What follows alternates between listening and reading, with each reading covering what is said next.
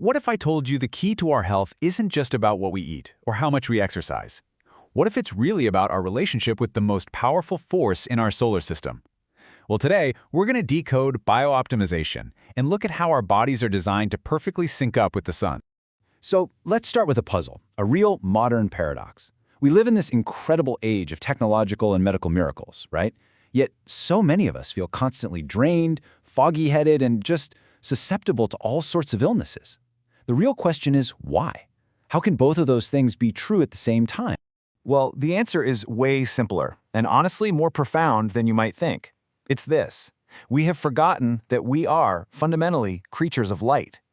That's the core idea we're going to unpack today, and trust me, it changes everything.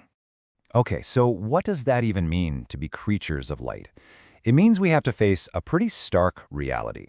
In just the last few decades, we've become an indoor species. We spend almost all of our time inside, and that has created this massive mismatch with our own biology. Now, I know what you're thinking. When we talk about the sun, our minds immediately jump to one thing: vitamin D. But that's just the tip of the iceberg. The real story, the one that matters most, goes so much deeper than that. Let's start by completely reframing what vitamin D is. It is not just a vitamin you get from fortified milk. It's a powerful steroid hormone. I want you to think of it less like a nutrient and more like the central management software for your entire body. It's the master controller.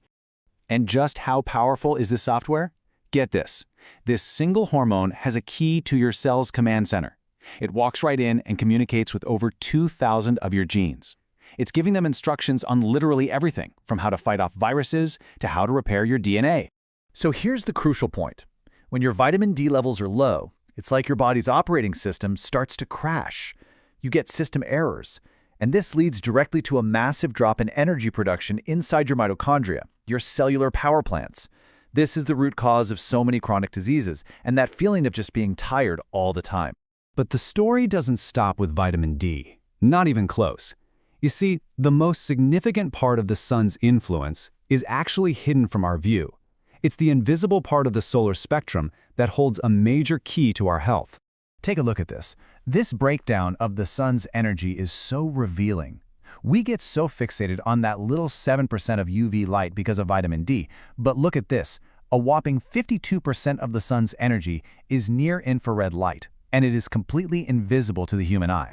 And this invisible light is the real secret sauce. Unlike UV light, which mostly just hits the surface of your skin, near-infrared light penetrates deep into your body, into your muscles, your organs, even your brain. And what does it do there? It directly recharges your mitochondria. It's like a wireless charger for your cellular batteries. It gets even more incredible. When that near-infrared light hits your mitochondria, it triggers them to produce their own powerful antioxidant called subcellular melatonin. Now let's be super clear here. This has nothing to do with the sleep hormone from your brain. This is a localized antioxidant that acts like a cooling and cleaning system for your tiny cellular engines, removing waste and preventing damage. And hey, this isn't some fringe idea. As Dr. Roger Sahilt explains, this subcellular melatonin, kicked into gear by infrared light, is a key player in preventing many of the diseases we face today, from dementia to diabetes. It's a huge deal. So it's clear the sun isn't just one thing, is it? It's a symphony.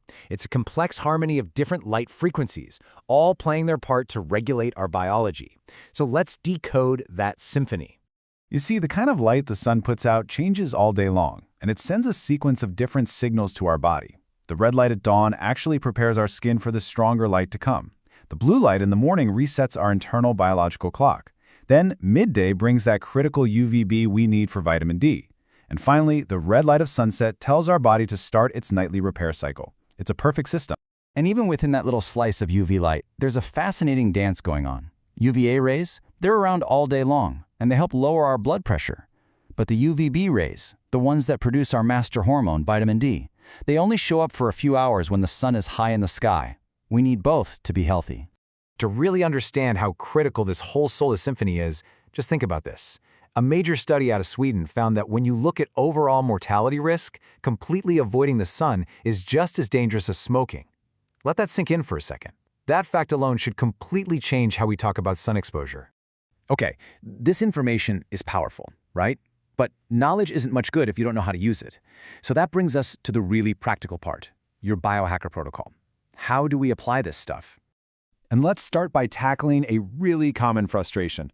Why do so many people take high-dose vitamin D supplements and see little to no improvement in their health or even in their blood work? It's a fair question. The reason is actually pretty simple and, well, kind of elegant.